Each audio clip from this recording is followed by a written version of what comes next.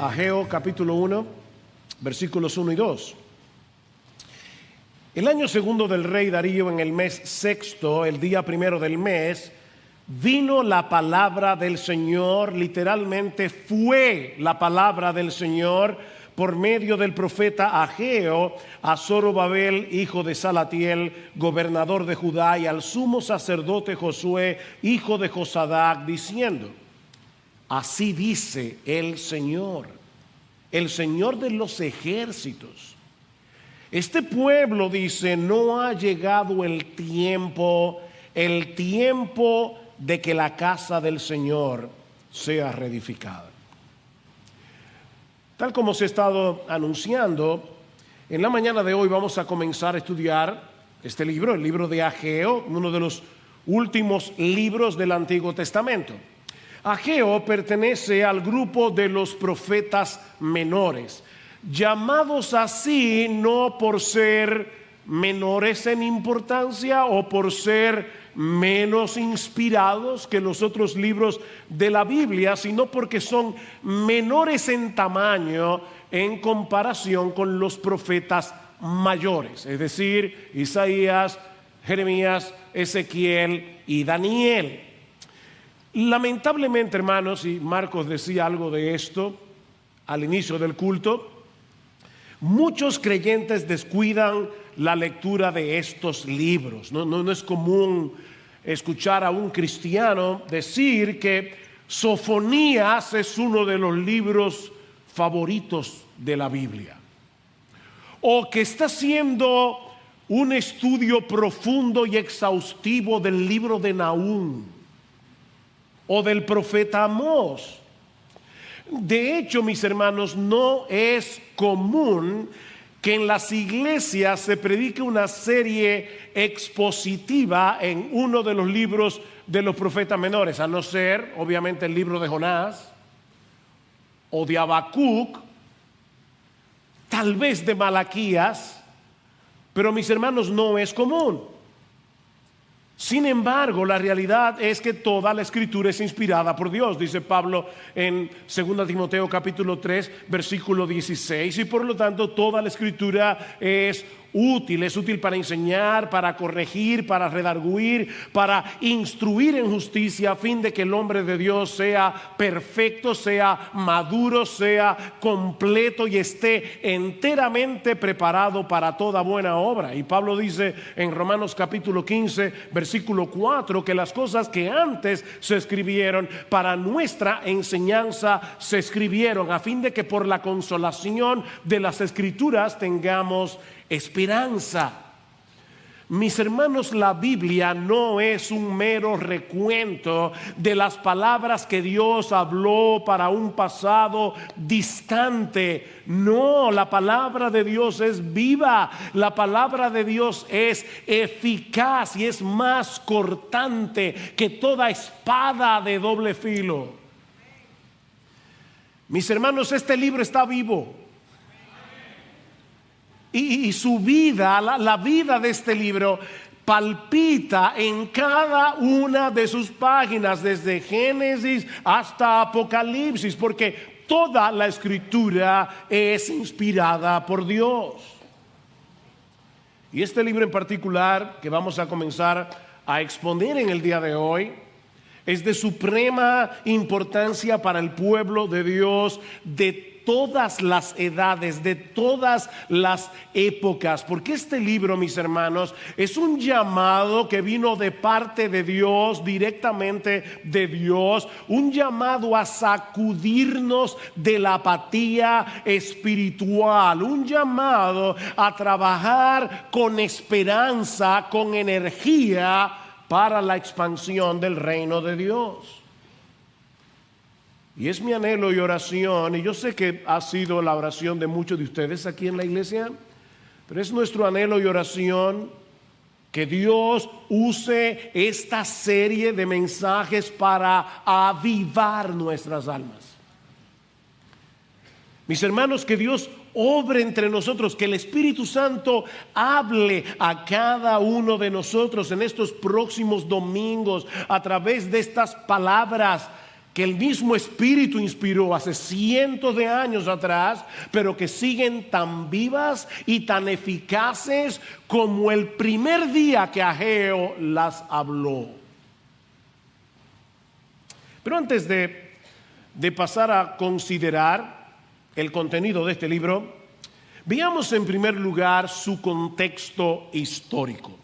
Algo que podemos decir de prácticamente todos los libros de la Biblia, tal vez con la excepción del libro de Proverbios o de Cantar de los Cantares, es que necesitamos un contexto, el contexto histórico para poder entender qué fue lo que Dios habló hace cientos de años atrás, para entonces poder entender qué es lo que Él nos está hablando a nosotros en el día de hoy. Ageo es uno de los profetas que ministró a la nación de Israel luego del exilio babilónico. Pastor, ¿y qué es eso? Veo que hay muchas visitas aquí, déjenme explicar un poco de qué se trata esto.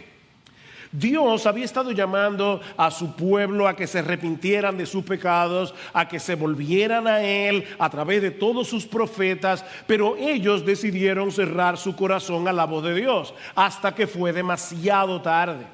En el año 586 antes de Cristo, Nabucodonosor, rey de Babilonia, destruyó la ciudad de Jerusalén, arrasó con el templo y una gran cantidad de judíos fueron deportados, fueron al exilio en Babilonia, que era la potencia militar de aquellos días. Pero durante todos los años que duró ese cautiverio, 70 años, Dios mantuvo viva la esperanza del pueblo, anunciando a través de los profetas que regresarían del exilio y que volverían a construir la ciudad y el templo.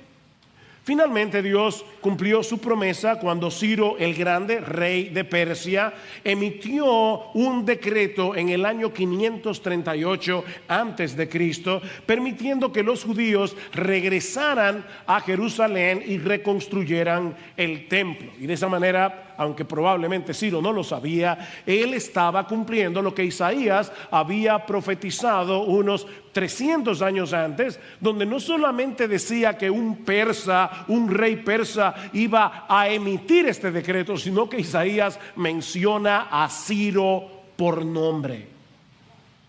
Al año siguiente, en el año 537 antes de Cristo, unos 50,000 judíos regresaron a Jerusalén, liderados por Zorobabel, que era un descendiente de David, y de hecho si leen en Mateo 1 se van a dar cuenta que es uno de los nombres que aparecen en la genealogía de Jesús, y por Josué el sumo sacerdote. Tan pronto regresaron a Jerusalén, dice en Esdras capítulo 3, versículo 3, que repararon el altar para poder llevar a cabo los sacrificios, y en la primavera del siguiente año ya habían puesto los cimientos para reedificar el templo. Así que todo parecía estar marchando bien, hasta que algunas tribus vecinas comenzaron a oponerse a la reconstrucción, especialmente los samaritanos. Para colmo de males, el rey Ciro murió en batalla, y su sucesor, el rey Asuero, comenzó a recibir presión para que detuviera ese proyecto de reconstrucción. Obviamente, mis hermanos, todo esto causó un gran desánimo en los israelitas hasta que la reconstrucción se detuvo por completo. Y poco a poco, estos judíos que regresaron del exilio se fueron acostumbrando a celebrar sus sacrificios en las ruinas del templo, mientras se involucraban de lleno en sus propios negocios, en sus propios asuntos. Esa lamentable situación se mantuvo así por 17 años, hasta que Dios levantó a dos de sus profetas, Ageo y Zacarías, para mover al pueblo a retomar la tarea para la cual habían regresado del exilio. Es en ese contexto que Ageo pronuncia 4 mensajes de parte del Señor, que son los que encontramos en el libro del profeta Ageo. Estos mensajes fueron pronunciados en un periodo de 4 meses, en el año 520 antes de Cristo. Y es increíble porque Ageo es cuidadoso en fechar cada uno de estos mensajes. Y el domingo que viene vamos a ver por qué. Pero estos 4 mensajes, obviamente, haciendo una equivalencia con nuestras fechas actuales, el profeta Ageo predicó su primer sermón el 29 de agosto, el segundo el 21 de septiembre, el tercero el 17 de octubre y el cuarto el 18 de diciembre. Así que fue un ministerio muy breve, pero que tuvo enormes repercusiones en la historia de Israel en particular, como vamos a ver en estos 5 mensajes, y en la historia de la redención en general. Dios estaba despertando a su pueblo de su apatía espiritual por medio de su palabra. Mis hermanos, la palabra de Dios juega un papel protagónico en el libro de Ageo. Tanto así que en estos 38 versículos del libro, 15 en el primero, 23 en el capítulo segundo, Ageo menciona 23 veces expresiones como estas. Vino la palabra del Señor. Así dice el Señor de los ejércitos. Declara el Señor. Dice el Señor. O Ageo, mensajero del Señor. Mis hermanos, no es la opinión de Ageo la que encontramos en este libro. Es Dios mismo el que se está acercando a su pueblo por medio de su palabra para despertar sus corazones y traerlos de vuelta hacia Él. Lo mismo que hace Dios cada domingo cuando su pueblo se congrega para adorarle. Dios se hace presente en medio nuestro a través de su palabra. Dios obra en nuestros corazones a través de su palabra. Dios convierte a los incrédulos a través de su palabra. Dios santifica y despierta a los creyentes a través de su palabra. Él mismo ha dicho por medio de Isaías que la palabra que sale de su boca no volverá a él vacía, sino que hará lo que yo quiero, dice Dios, y será prosperada en aquello para que la envié. Mis hermanos, mientras la palabra del Señor sea fielmente predicada en una iglesia, el Espíritu Santo la va a usar para salvar a los pecadores, para santificar a los creyentes. De manera, mi amado hermano, que si tú has estado pasando por un tiempo de sequía espiritual, hay esperanza para ti.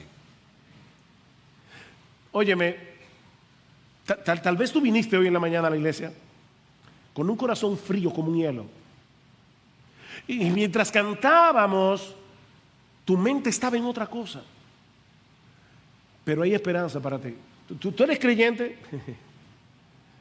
Hay esperanza para ti siempre que te expongas a la palabra de Dios y le creas a Dios que habla por su palabra. Eso fue lo que sucedió en los días de Ageo. No quiero adelantarme, pero lean conmigo los versículos 13 al 15. ¿Qué pasó cuando Ageo comenzó a predicar? Dice en el versículo 13 del capítulo 1, entonces Ageo, mensajero del Señor, por mandato del Señor, ven el énfasis, habló al pueblo diciendo, yo estoy con vosotros, declara el Señor. Y despertó el Señor el espíritu de Zorobabel, hijo de Salatiel, gobernador de Judá, y el espíritu del sumo sacerdote Josué, hijo de Josadac, y el espíritu de todo el remanente del pueblo. Y vinieron y comenzaron la obra en la casa del Señor de los ejércitos, su Dios, el día 24 del mes sexto, en el año segundo del rey Darío. ¿Cuándo fue que Ageo comenzó a predicar? El día primero del mes sexto. ¿Y cuándo fue que retomaron la labor de reconstrucción? El día 24 de ese mismo mes. ¿Cuántos años tenían ellos con la labor detenida? 17 años. Y en 23 días, la palabra de Dios transformó esa nación.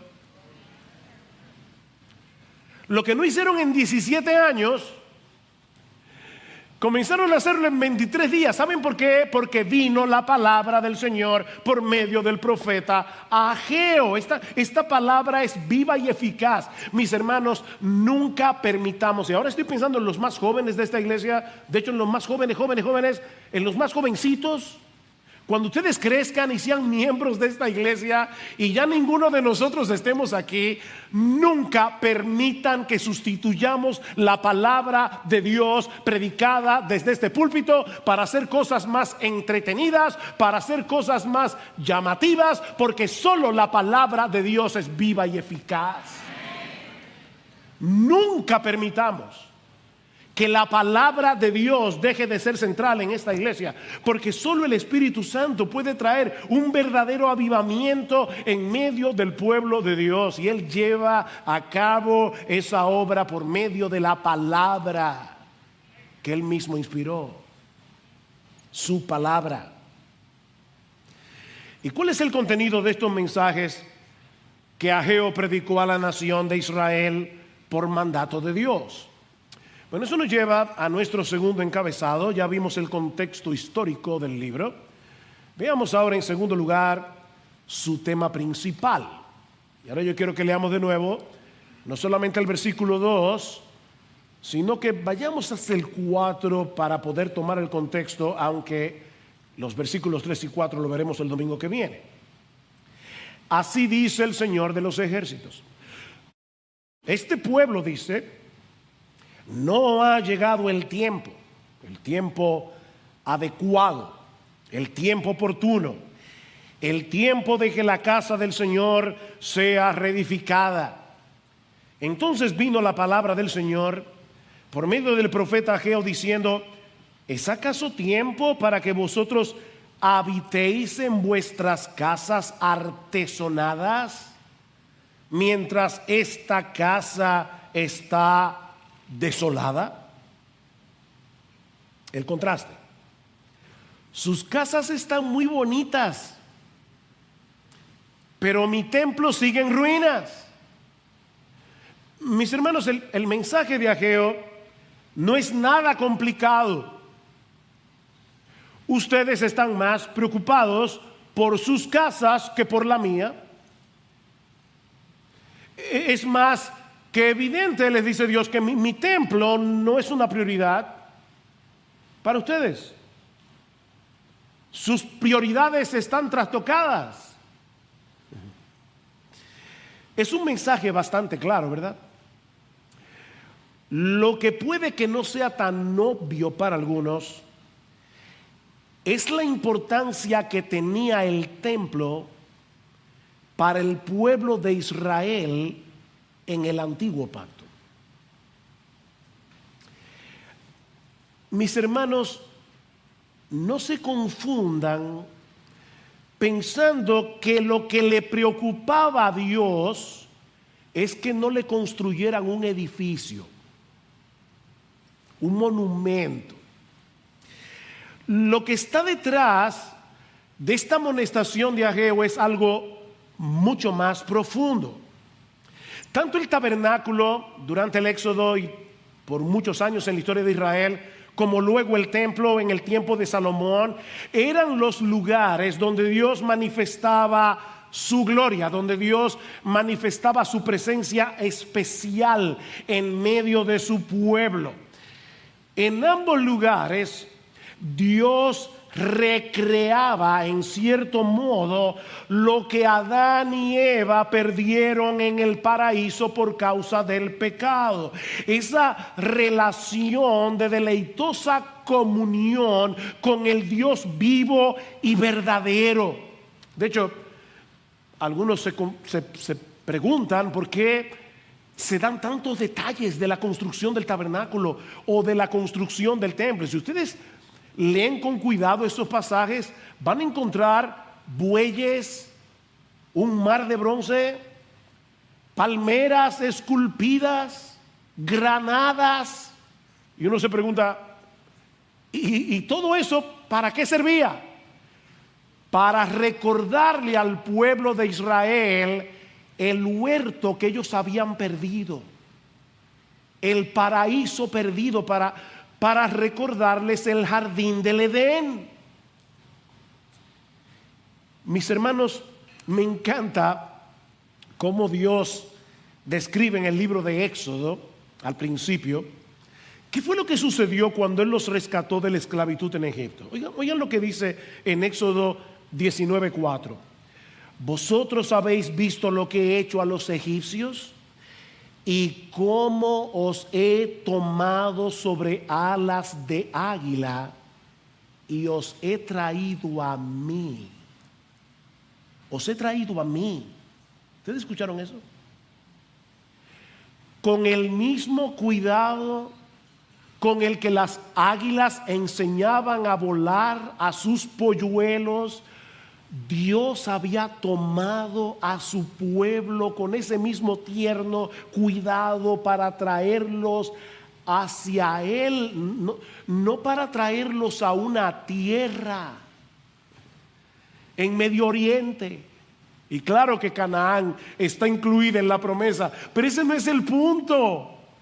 Yo los tomé como con alas de águila para traerlos hacia mí. Mis hermanos, a final de cuentas, la gran bendición que Dios le dio a Israel en los días de Moisés no fue librarlos de la esclavitud en Egipto.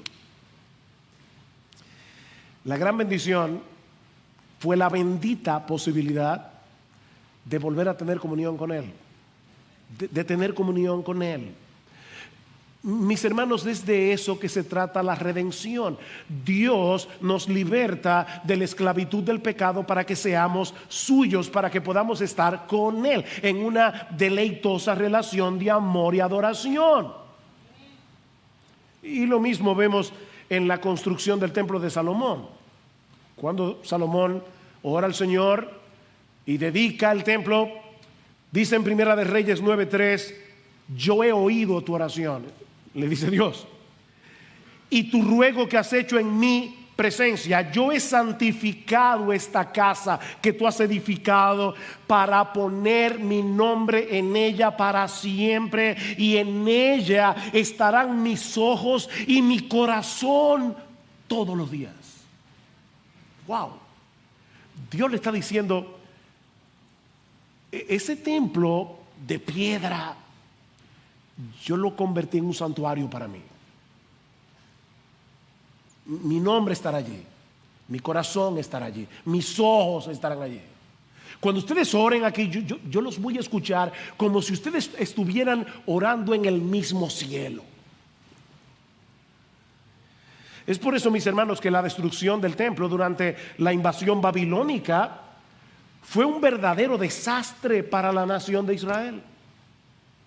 Ese Dios que había hecho un pacto con ellos, que les había prometido que ellos serían su pueblo y que Él sería su Dios, los estaba privando de su mayor bendición, de su más preciado tesoro, su propia presencia en medio de ellos. De nada servía que Ciro emitiera un decreto para que los judíos regresaran a su tierra si ellos no podían disfrutar de la presencia de Dios. Si hay algo claro en el libro de Esdras, que es donde se narra el retorno de los judíos a Jerusalén, es que eso no había sucedido primariamente por voluntad de Ciro, fue por la voluntad de Dios. De hecho, si quieren entender a Ageo y Zacarías, tienen que leer el libro de Esdras.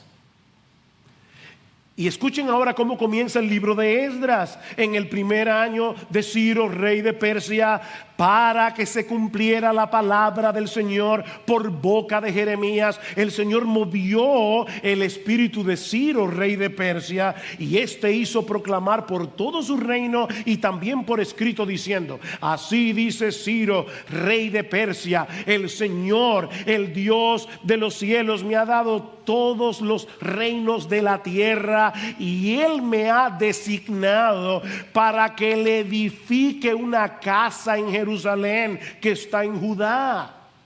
El que de entre vosotros pertenezca a ese pueblo, sea su Dios con él, que suba a Jerusalén que está en Judá y edifique la casa del Señor, Dios de Israel. Él es el Dios que está en Jerusalén. Mis hermanos, no era para complacer a Ciro que ellos debían reconstruir el templo.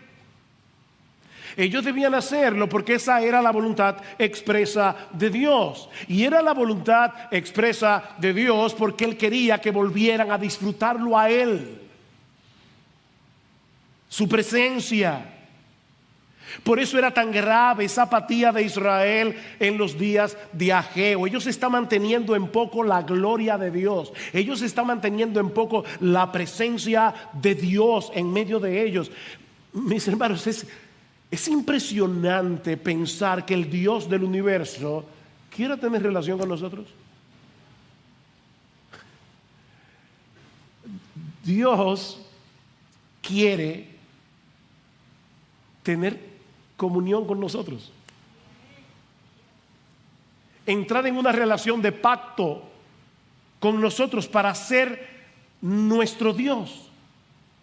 Y es una verdadera tragedia que caigamos en tal apatía que eso deje de sorprendernos.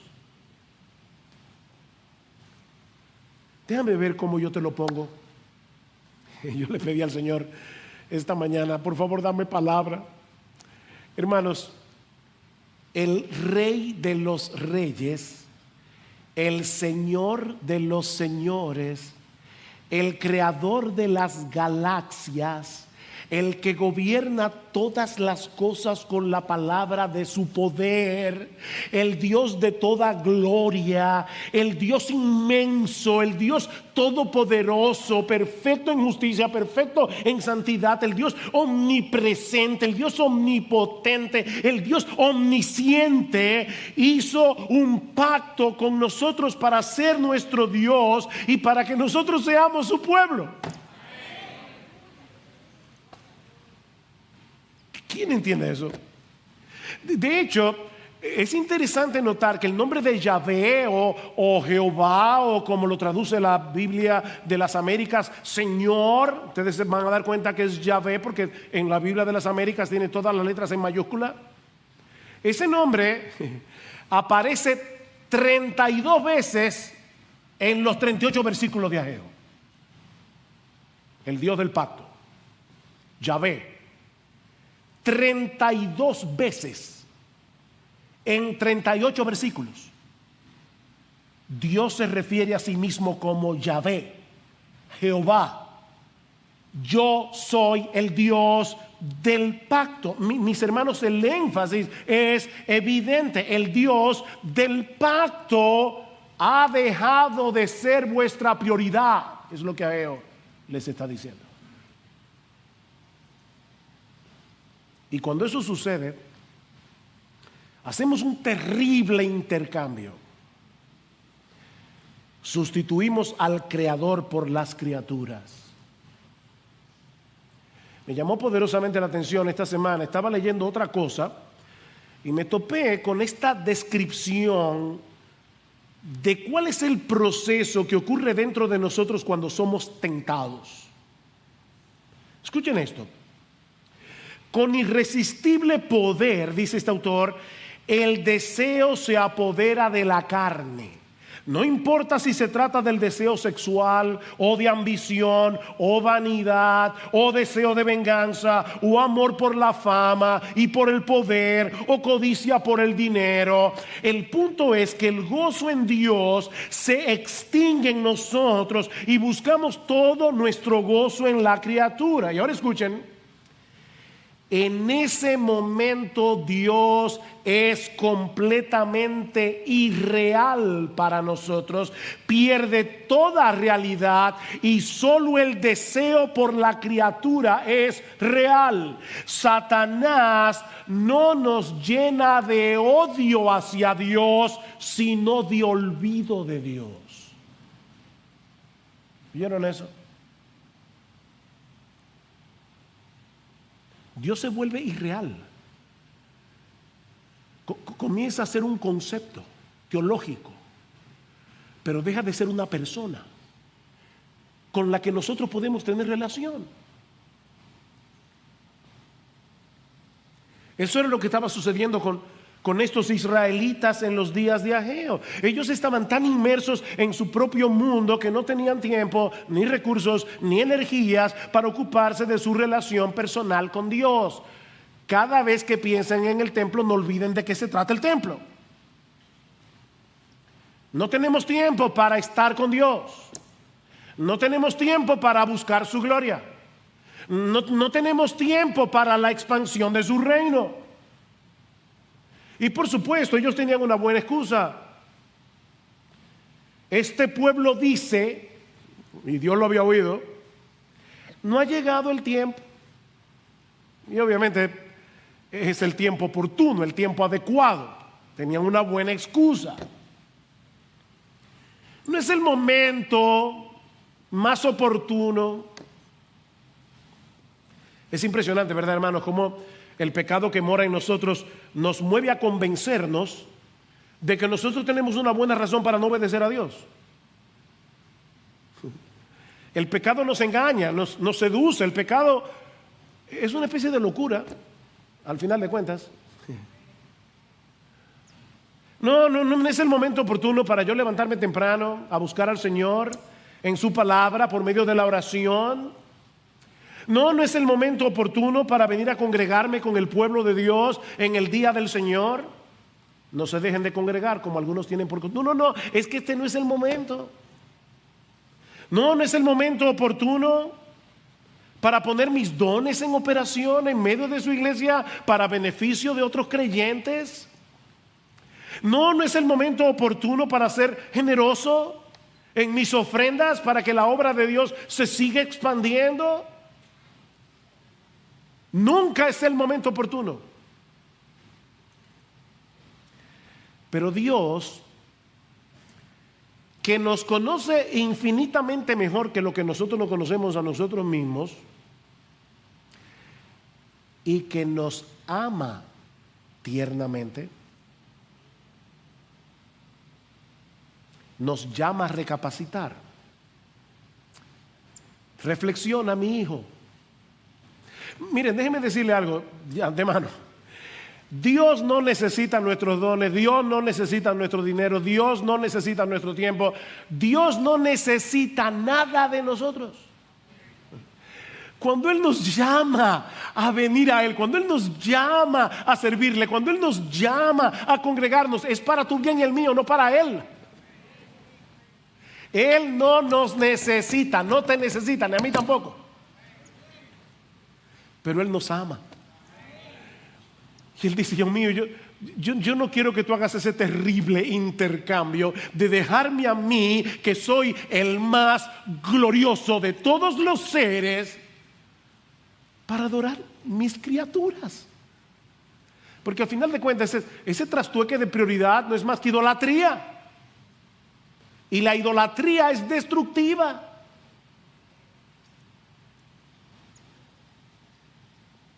Noten cómo Dios constantemente llama a la nación a reflexionar. Versículo 5. Ahora pues, así dice el Señor de los ejércitos, considerad bien vuestros caminos. Versículo 7. Así dice el Señor de los ejércitos, considerad bien vuestros caminos. Capítulo 2, versículo 15.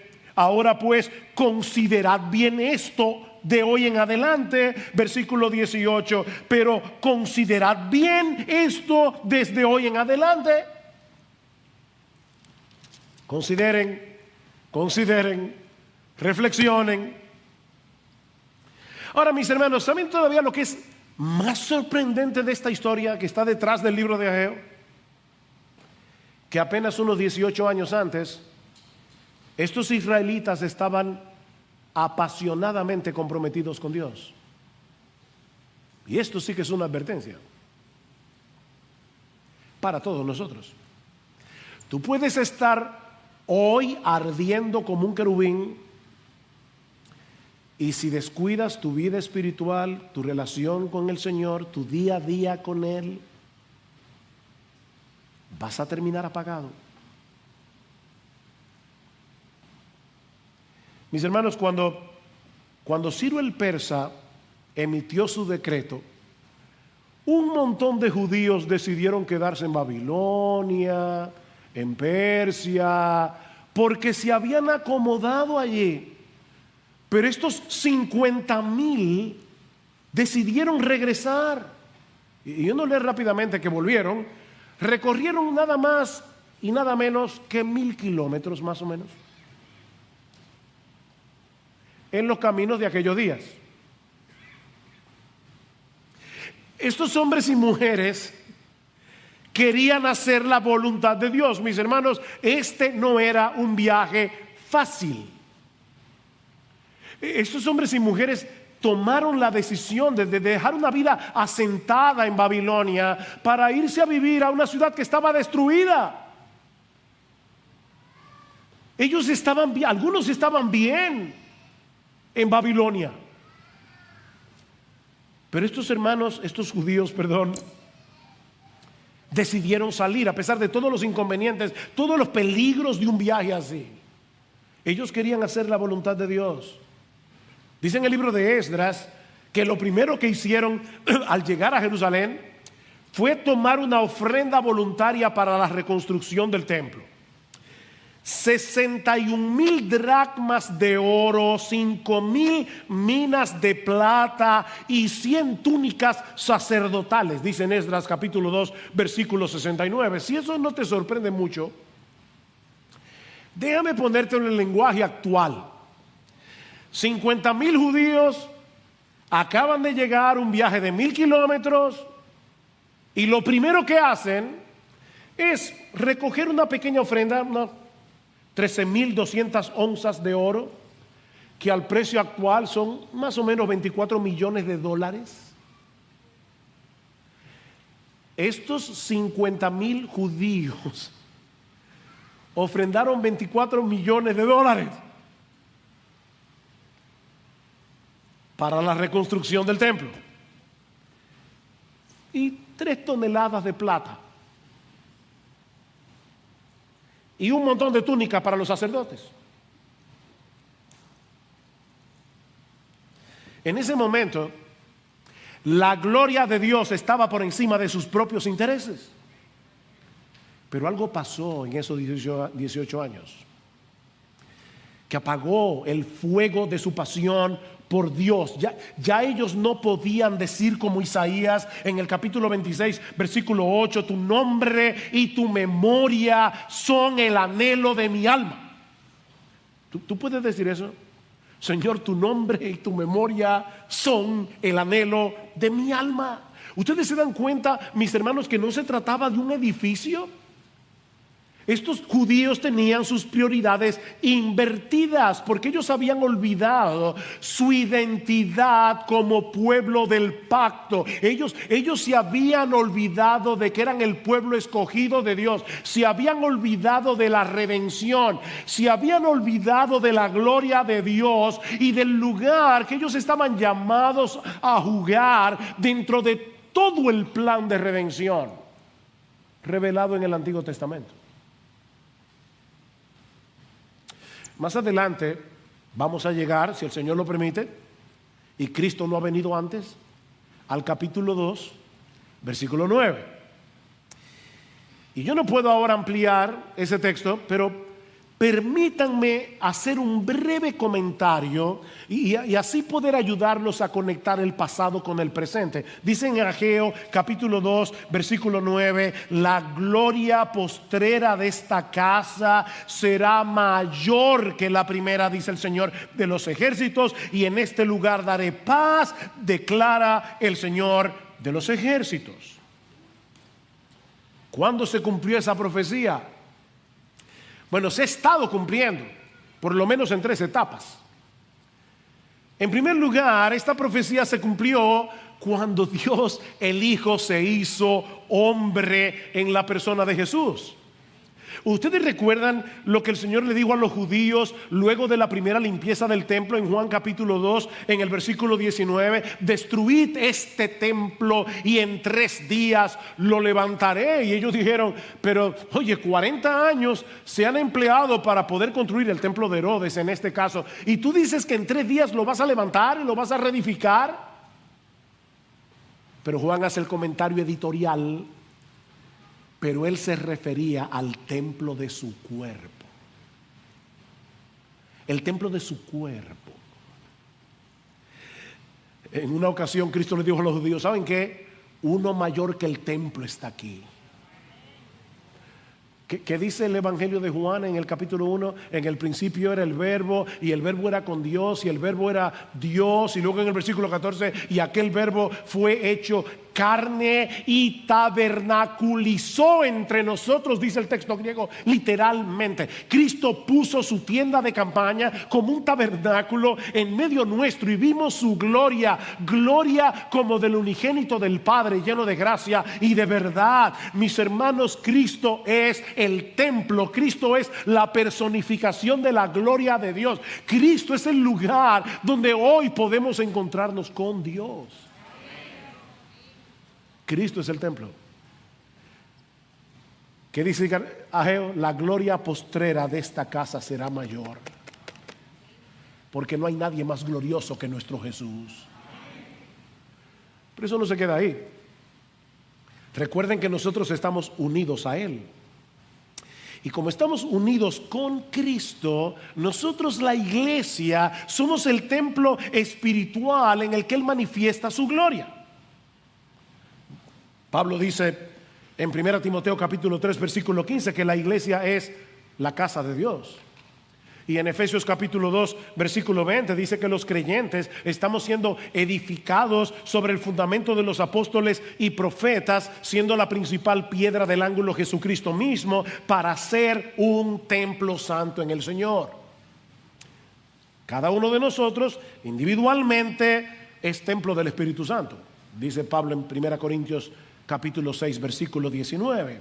Pero cuando nos congregamos todos juntos en el día del Señor, manifestamos visiblemente esa realidad de ser la morada de Dios por medio de su Espíritu. Este es el templo de Dios. No parece tan extraordinario. ¿Sabe por qué? Porque no estamos viendo a cada creyente con los ojos de la fe.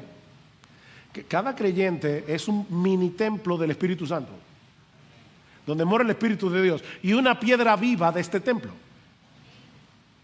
Es por eso que cuando Pablo concluye el capítulo 3 de la carta a los Efesios, termina con esta doxología: y aquel que es poderoso para hacer todas las cosas mucho más abundantemente de lo que pedimos o entendemos, según el poder que actúa en nosotros, a Él sea gloria en la iglesia, en Cristo Jesús, por todas las edades, por los siglos de los siglos. Amén. Aquí está la gloria de Dios, porque aquí están los redimidos del Cordero, comprados con la sangre de Cristo. Pero esta profecía de Ageo tendrá su cumplimiento final en los cielos nuevos y la nueva tierra, cuando el mundo entero será un gran santuario en el que la iglesia ya glorificada disfrutará de una deleitosa y perfecta comunión con Dios por los siglos de los siglos, como dice en Apocalipsis capítulos 21 y 22. Es por eso que la nueva Jerusalén tiene forma de cubo. Y algunos se imaginan ya, porque leen Apocalipsis con una literalidad que no les permite ver lo que Juan está diciendo. ¿Vamos a vivir en una ciudad en forma cúbica? Por supuesto que no, mis hermanos. ¿Qué tenía forma de cubo en el Antiguo Testamento? El lugar santísimo. Nosotros habitaremos en el lugar santísimo, en la misma presencia de Dios por los siglos de los siglos. Es por eso que no habrá templo en la Nueva Jerusalén, porque ya no lo necesitaremos más.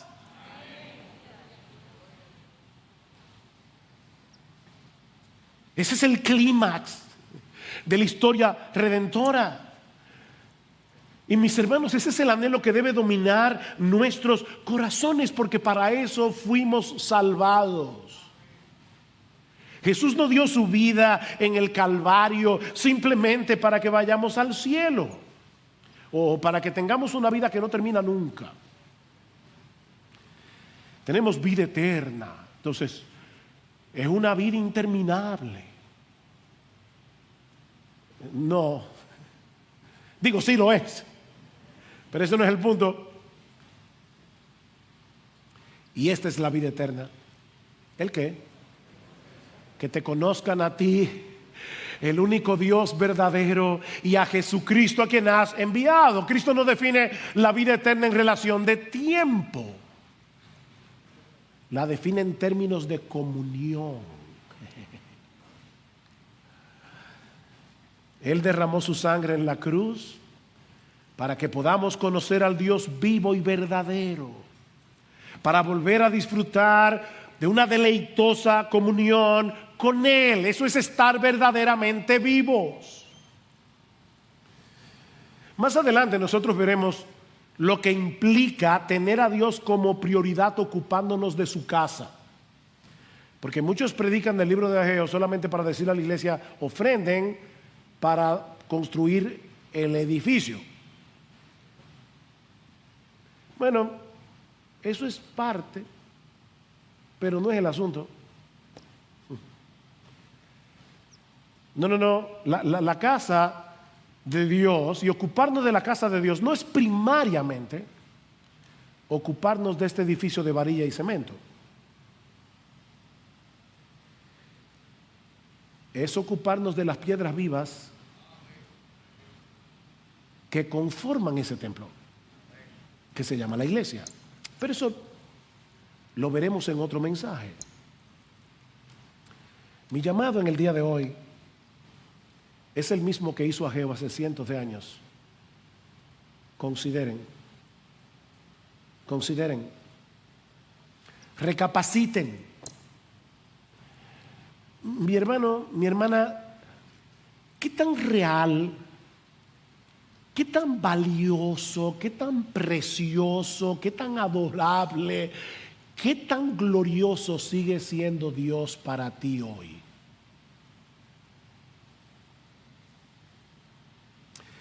¿Todavía nos asombra el hecho de que Dios nos haya escogido para hacer de nosotros su templo? Los discípulos están tristes, Cristo les ha dicho que se va, y el Señor tiene que decirles: no se turbe vuestro corazón, creéis en Dios, creed también en mí, en la casa de mi Padre muchas moradas hay. Y ellos se quedan ahí pensando en esas moradas, pero luego Cristo le dice en el versículo 23: el que me ama, mi palabra guardará, y mi Padre le amará, y vendremos a él y haremos morada con él. Miren, no se preocupen, en lo que ustedes llegan a aquellas moradas, ¿saben lo que yo voy a hacer? Yo voy a traer la morada a sus corazones. ¿Te asombra eso? Cristo vive en ti por su Espíritu. Somos templo del Espíritu Santo. Mis hermanos, con cuánta expectativa nosotros venimos cada domingo a congregarnos como iglesia para disfrutar de su presencia especial al escuchar su palabra. No, nos emociona todavía la realidad de que por medio de Cristo hemos sido justificados, hemos sido santificados, hemos sido adoptados en la familia de la fe para que ahora Dios pueda ser nuestro Padre. ¿Te emociona eso? Que tú dices: Señor, y ahí está Dios el Padre escuchándote. ¿Sigue siendo su palabra más dulce que la miel y más preciosa que el oro? Miren, mis hermanos, nunca se acerquen a la lectura de la Biblia con ese espíritu legalista de tengo que leer la Biblia porque ese es mi deber. No, yo quiero leer la Biblia porque aquí es que están las promesas de Dios. Yo quiero leer la Biblia porque quiero entender mejor quién es Cristo. Yo quiero leer la Biblia porque aquí es donde se revela el diamante del Evangelio. Yo quiero leer la Biblia porque de lo contrario yo no puedo tener comunión con mi Padre. es a través de este libro.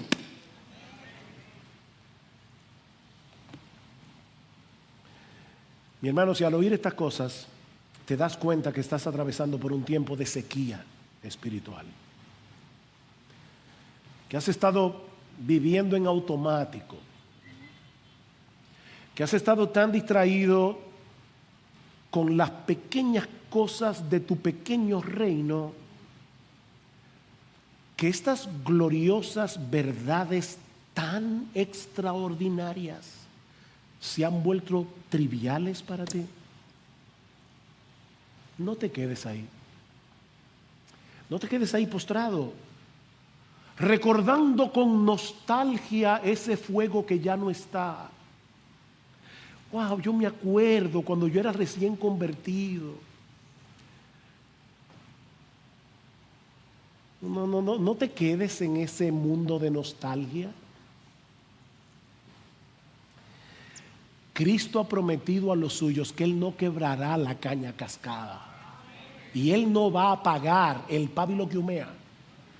Aunque sea una llamita, Él vino a darnos vida y vida en abundancia. Mi hermano, mi hermana, pídele ahora en oración al Señor que vuelva a encender la llama de la pasión por Él. Pídeselo, apropiate de las palabras con las que Pablo ora por la iglesia en Éfeso. Que el Dios de nuestro Señor Jesucristo, el Padre de gloria, os dé espíritu de sabiduría y de revelación en el conocimiento de Él, alumbrando los ojos de vuestro entendimiento, para que sepáis cuál es la esperanza a la que Él os ha llamado y cuáles las riquezas de la gloria de su herencia en los santos. Y parece que Pablo no encuentra las palabras apropiadas. Y cuál la supereminente grandeza de su poder para con nosotros los que creemos, según la operación del poder de su fuerza, la cual operó en Cristo, resucitándole de los muertos y sentándole a su diestra en los lugares celestiales. ¿Saben lo que Pablo está diciendo aquí?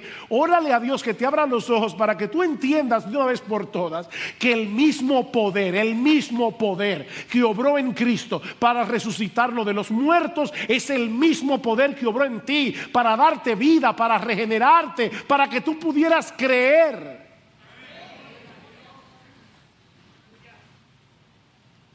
Órale a Dios. Oh Señor, abre mis ojos, de modo que puedas volver a gozarte una vez más en el perdón de tus pecados, que puedas volver a gozarte en el don de la vida eterna, que puedas volver a gozarte en el hecho de que Cristo es tu Salvador, que puedas volver a gozarte en el hecho de que Dios es tu Padre, como si te acabaras de enterar de todo eso.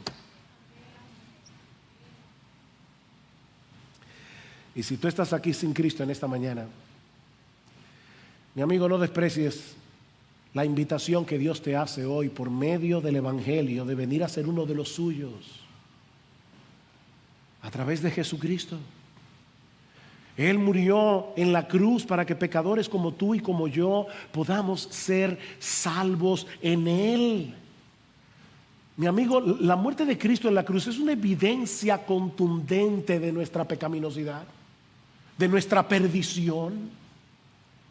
Él tuvo que venir a salvarnos porque estábamos perdidos y porque solo Él, el Dios encarnado, podía pagar nuestra deuda con la justicia infinita de Dios.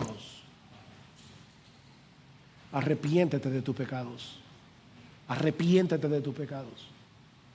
Y ven a Cristo, descansando únicamente en su justicia y en el precio que Él pagó al morir por pecadores. Y ¿sabes qué? Dios te concederá en este mismo instante el perdón de todos tus pecados y el don de la vida eterna, para que a partir de hoy y para siempre puedas disfrutar de la bendita bendición de que el Dios vivo y verdadero venga a ser tu Dios.